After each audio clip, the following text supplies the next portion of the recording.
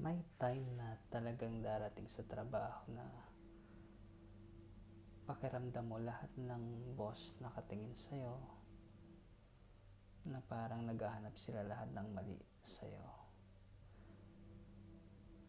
So, tapos parang mapipressure ka pa sa mga kung ano-anong mga hinihingi na mga report.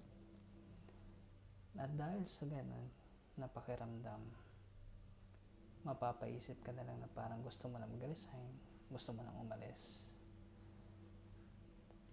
Tapos hanggang sa matapos yung araw na yon, then papasok ulit the other day, parang ang bigat-bigat ng loob mo na parang ayaw na lang pumasok.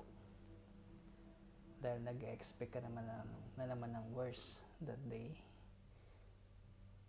Tapos, biglang pagpasok mo okay naman na lahat. Parang madali na ulit sa'yo lahat. Hanggang sa mapapaisip ka na lang na kahapon parang gusto ko na mag-resign.